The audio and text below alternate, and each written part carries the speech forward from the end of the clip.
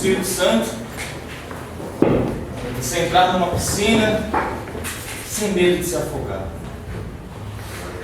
mas simplesmente soltar as mãos, sentir as águas, ter essa confiança de que Ele é por nós. Aleluia! Glória a Deus. Desde já eu peço que você solte as mãos nessa noite. E assim quero convidá-lo a abrir nossa Bíblia, 1 Samuel.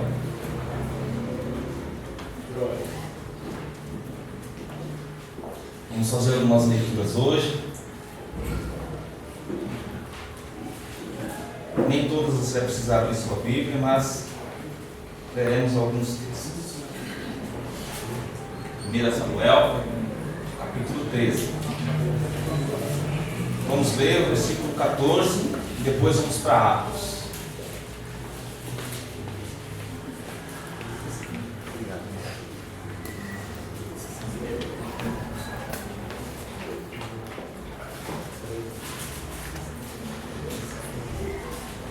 Diz assim o texto: mas agora o seu reinado não permanecerá. O Senhor procurou um homem segundo o seu coração e o designou líder de seu povo, pois você não obedeceu ao mandamento do Senhor. Que é o profeta falando com Saul. Vamos para Atos. Atos, capítulo 13, verso 22.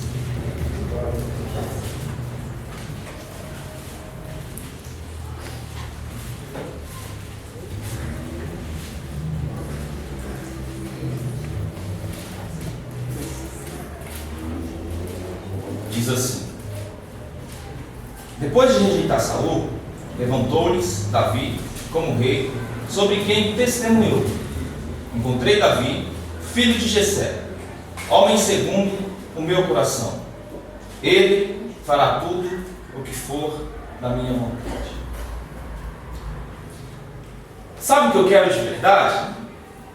Jamais perder a sensibilidade, mesmo que às vezes ela arranhe um pouco a alma, porque sem ela não poderia sentir a mim mesmo. Clarice Lispector. Senhor nosso Deus, queremos ter esse encontro contigo, Senhor.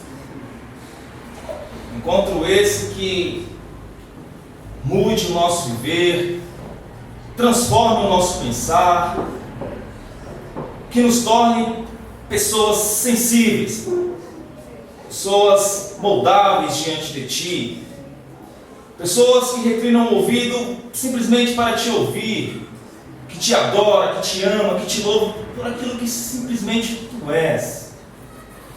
Te pedimos assim, Senhor, fale conosco, nos torne pessoas sensíveis, que nossos ouvidos possam ouvir, que nossas palavras possam alcançá-lo, Senhor, pois assim é o desejo mais íntimo do nosso coração. Te louvamos por nos incitar, Senhor. Em nome de Jesus, amém. Amém.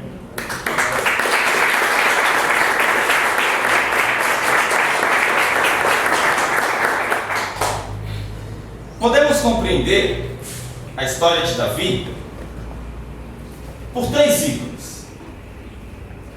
É como se você hoje tivesse no seu computador ou com uma apostila na mão, e aí você tivesse a curiosidade de saber sobre a vida de Davi. E a vida de Davi, ela é permeada por Davi, que é um gigante, líder, por uma mulher que mostra o homem lidando com as sombras da alma, com o dia mau, e simplesmente um caderno de poesia que revela a intimidade de um homem com Deus.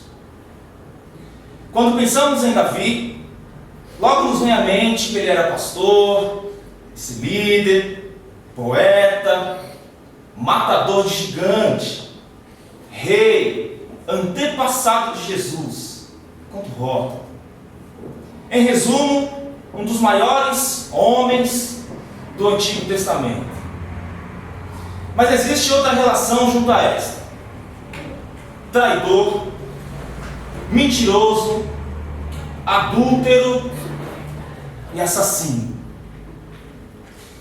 Interessante é que a Bíblia não faz esforço algum para esconder os fracassos de Davi. Mesmo assim, ele ainda é lembrado como um homem segundo o coração de Deus. Quando aprendemos e compartilhamos mais dos fracassos de Davi do que suas fraquezas, deveríamos ficar curiosos e perceber qual motivo leva a Deus a dizer que este homem é um homem segundo o coração dele. Afinal, Davi adulterou com Betseba, planejou o assassinato de Urias, marido de Betseba, homem fiel a ele, desobedeceu Deus ao realizar a contagem do povo, não lidou decisivamente com os pecados do filho. Como pode, em sã consciência, um homem diante desses fatos ser considerado um homem segundo o coração de Deus? Tem algumas respostas rápidas que a gente ouve, adere, apreende. Por exemplo, Davi se arrependia quando pecava. Não é o suficiente para ele ser um homem segundo o coração de Deus, não? Afinal, também ele é um humano, e errar é humano, não é? Ele era um jovem, e todo jovem consequente. Davi era um homem segundo o coração de Deus, porque Deus quis assim, e agindo Deus, quem impedirá? Quem somos nós para falar que, não Deus, mas esse homem é um fracassado, não tinha outros melhores? Saul nem errou tanto assim, Senhor, ele só desviou um pouco o caminho, inclinou o coração para outros deuses, para o poder, para uma política. Mas você fala, eu não estou agindo, muda, eu escolhi Davi, pronto, e acabou. Eu acho que diante dessas indagações, da resposta até então, poderíamos até ir embora satisfeitos. Seria o suficiente. Já cantamos alguns louvores, adoramos a Deus, então acho que seria o suficiente. Mas antes, convido vocês a entender de maneira mais deliberada, examinada, o que é um homem segundo o coração de Deus. Deste modo, é de extrema relevância notar que cada época teve um ideal de humanidade. É imprescindível chegar a perceber isso sem perceber que em outras épocas teve um ideal de humanidade. Tivemos época que o ideal era ser um caçador. Era um homem que vinha, aquele homem bravo, que saía com a sua lança, trazia nas costas um leão, trazia nas costas um boi, homem forte, carregar um boi nas costas. Tivemos época que o ideal de ser mulher era cuidar da casa, era ser uma boa dona de casa. Tivemos época que o ideal estético para a mulher era ser gordinho. Segundo alguns antropólogos, o homem tem esse costume de olhar para trás quando alguma mulher passa, porque até então ele sempre olhava para essa mulher quando ela passava para perceber se ela tinha condições de ter um filho. Porque na cabeça deles, a maioria das mulheres, quando eram magras, quando dava à luz a um filho, morria. Então a mulher que era gordinha tinha mais condições de ter um filho. Então o homem sempre, quando passava aquela mulher, ele olhava para trás. E aí, alguns antropólogos falam que esse resquício que temos hoje de olhar para trás é porque já vem disso. Então teve esse ideal da mulher como gordinha, diferente de hoje. No iluminismo, o ideal era ser inteligente. Essa questão estética, de bronzeamento que temos hoje, no iluminismo não funcionava. O foco do iluminismo não é mais um corpo bonito, estético, forte, mas a razão. O homem tem que ser inteligente. A razão é esta que humaniza esse homem. E na época atual, qual é o ideal de humanidade? Ser forte, bonito, ser inteligente, consumir, Parece que na nossa época o ideal de humanidade é ser feliz. Independente do dinheiro, dos bens materiais, da mulher que está ao lado, temos esse ideal hoje de ser feliz, independente de qualquer coisa. Sendo assim, qual é então o ideal de humanidade para Deus? Qual é o ideal para ser um homem segundo o coração de Deus? Ser forte, cuidar bem da casa, ser um bom marido, ser inteligente, racional, feliz a qualquer custo.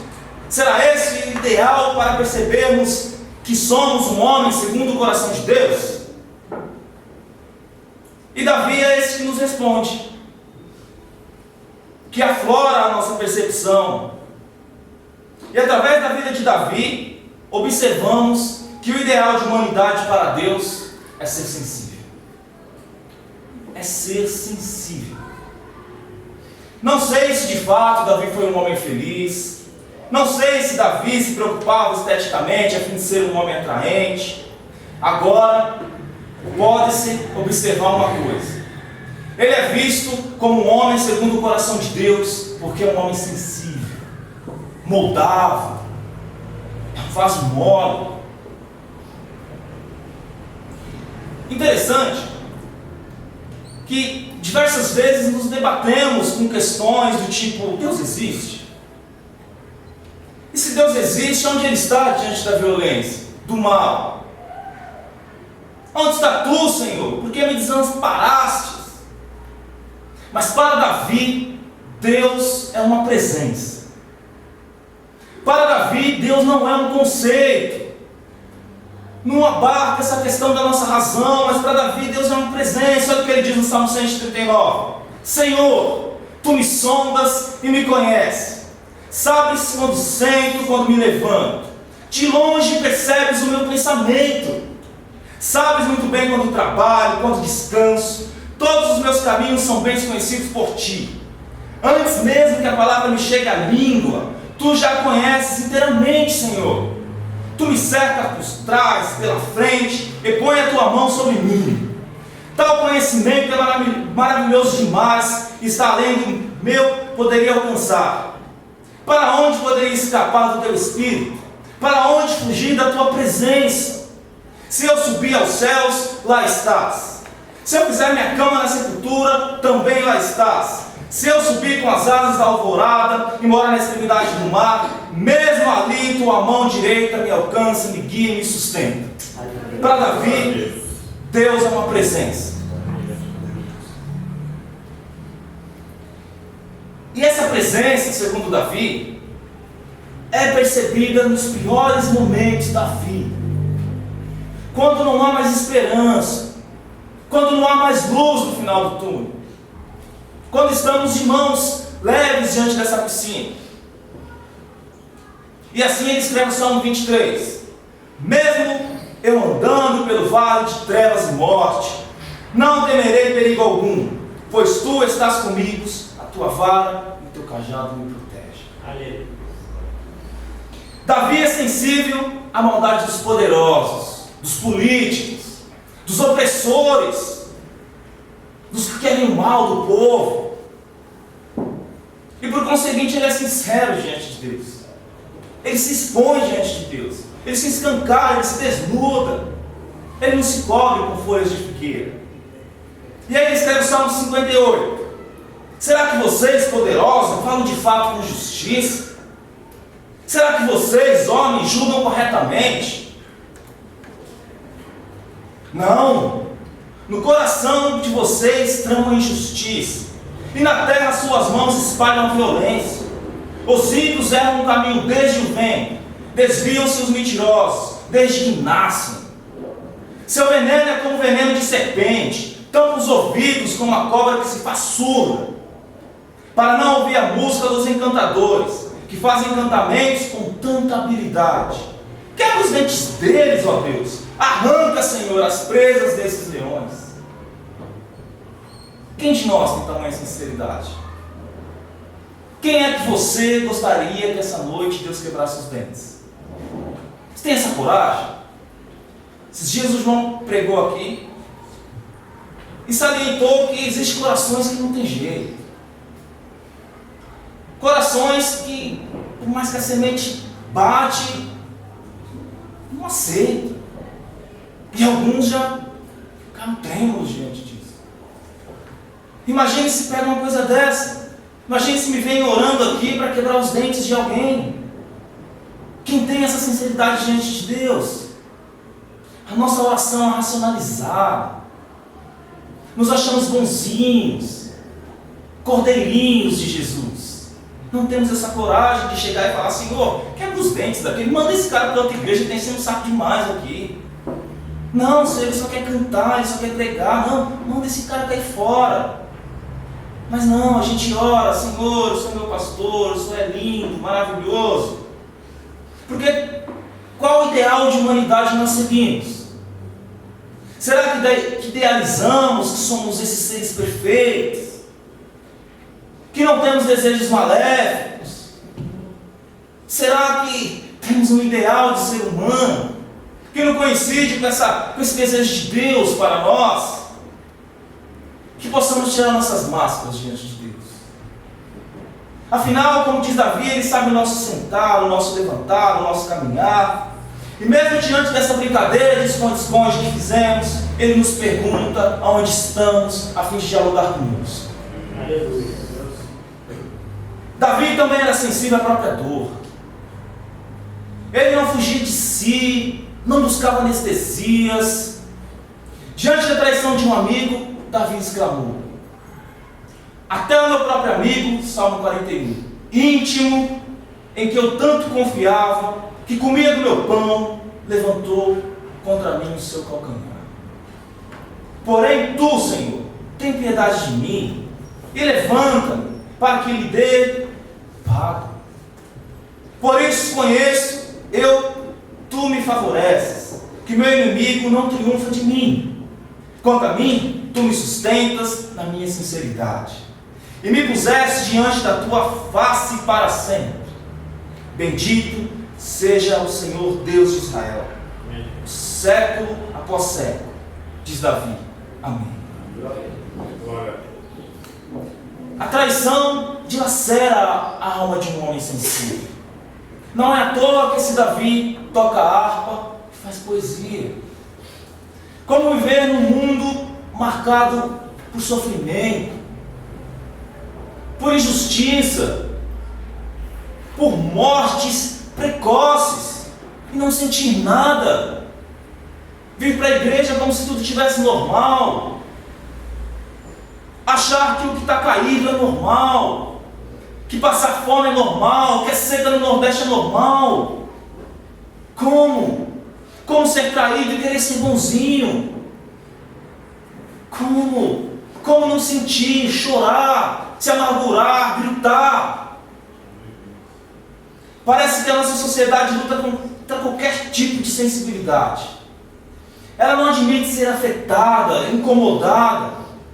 Já dizia Fernando Pessoa que o mundo é de quem não sente. A condição essencial para ser um homem prático é a ausência de sensibilidade. É mais fácil você não sentir as coisas. É mais fácil você não deixar se tocar. Assim você não se machuca. É mais fácil não se envolver. Caminhar à distância. Manter o olhar distante. Porque quem se envolve se machuca. Quem escreve no chão suja as mãos. E é rodeado de exemplos. O menino na escola ouve desde criança que chorar é coisa de marica. Então chorar não. Imagina, eu sou forte. Eu não posso expressar os meus sentimentos. A menina aprende desde cedo que não pode revelar seus sentimentos, pois afinal pode ser desprezada. Esse homem, esse bárbaro, pode desprezá-la, negá-la, afinal de contas ela está se expondo diante dele. As crianças dos faróis não atingem mais nossa sensibilidade, tornou-se normal. Então ela tem que usar de bolinhas para conseguir uma moeda. No casamento, na amizade, o outro é um conceito. Não permitimos que esse outro aguce nossa sensibilidade. Portanto, a presença já não é mais o suficiente. Tem que trazer alguma coisa. Tem que ser alguma coisa.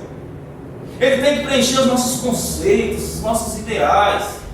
Se fugir um pouco, não dá. Então os casamentos atuais são marcados por essa insensibilidade, por essa coisa de não notar uma presença, a simplicidade nossa de cada dia. Quando criança, não me interessava simplesmente se minha mãe ia me fazer feliz, ou o que ela trazia em mãos para mim. O que me era suficiente era simplesmente a presença dela. Era quando ela chegava com aquele olhar doce. E esses dias, pensando sobre isso, escrevi: é preciso ouvir as batidas do coração. As batidas do coração, quando ouvidas, sinalizam que o abraço foi verdadeiro. Por vezes, quando criança, senti medo, pavor. Minha mãe se aproximava e me abraçava. E eu ouvia uma das melodias mais lindas, as batidas do coração. Tal melodia resultava em um canto regular e agradável. Eu estou aqui. Eu estou aqui.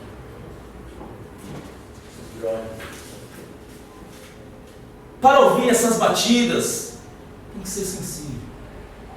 Tem que ser criança. Por isso que Jesus diz que o reino de Deus é tomado pelas crianças, eles são das crianças. Porque elas têm sensibilidade, elas choram, elas gritam quando tem que gritar. E para ouvir as batidas do coração do Mestre, assim como fez João, tem que ser esse homem moldável. Pois só assim é possível ouvir as batidas do coração. Eu estou aqui. Eu estou aqui de Jesus. Mas a gente não percebe mais isso. Não temos um ouvido aguçado para tal. Corações insensíveis não se reclinam no peito do Mestre, nem no peito de ninguém. Não conseguem. Para eles o próprio mundo basta. Talvez alguns esperavam que eu dissesse que o homem segundo o coração de Deus é um homem que faz jejum. Que o homem segundo o coração de Deus é o que lê a Bíblia 2, 3 vezes durante o ano. Que é o que entrega sopa. Que é o que não falta na igreja. Mas de maneira simples, saliento que o homem segundo o coração de Deus é um homem sensível. E por ser sensível, ele faz tudo isso. Ele entrega sopa. Ele participa. Ele lê a Bíblia. Ele vem aos cultos. Porque é sensível. Ele ouve as batidas do coração do Mestre. Ele quer ouvir as batidas do coração do outro. Então, além de entregar sopa, ele vai lá e conversa. Ele vai lá e pergunta o nome deste, que até então não é visto por ninguém, é negado. É visto como não ser, como indigente, como mendigo, como morador de rua. Mas este não, este homem sensível, ele vai lá e se dispõe a ouvir as batidas do coração de um homem sujo. Ele se dispõe a ouvir a história de um cara que talvez amanhã ele nem vai ver. Ele se dispõe a alimentar pessoas que nem fazem parte do ciclo de amigos dele, porque ele é sensível. Quem é Jesus? Quem é o Deus que a gente serve? Quem é esse que a gente diz Maranata? É um homem sensível. Aleluia. Jesus é o Deus que se fez carne, que sente tudo na carne. Jesus sentiu dor e enfrentou com dignidade, não buscou atalhos. Jesus é tão sensível que mesmo de costas, no meio da multidão, percebe que uma mulher o tocou. Jesus é tão sensível que quando todos admiravam o templo, ele observou uma viúva dando oferta. Enquanto todos fingiam não ouvir o grito de um cego que gritava: Jesus, filho de Davi, tenha compaixão de mim. Ele para no meio da multidão e deixa ser tocado por essa súplica, deixa ser penetrado.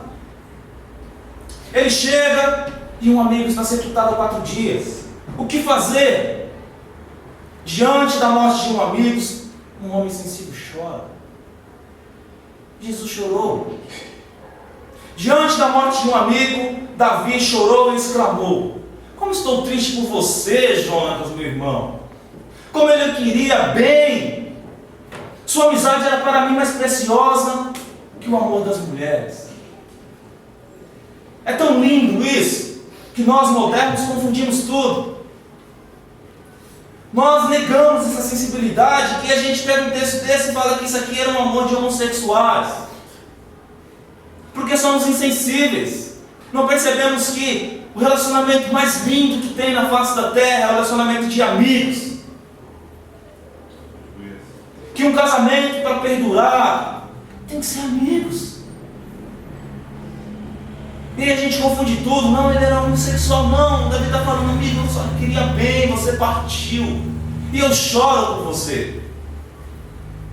Quantas mulheres chegam em seus maridos e falam: olha, eu só queria bem, pare de beber, eu choro por você. E ele insensível não deixa de ser penetrado.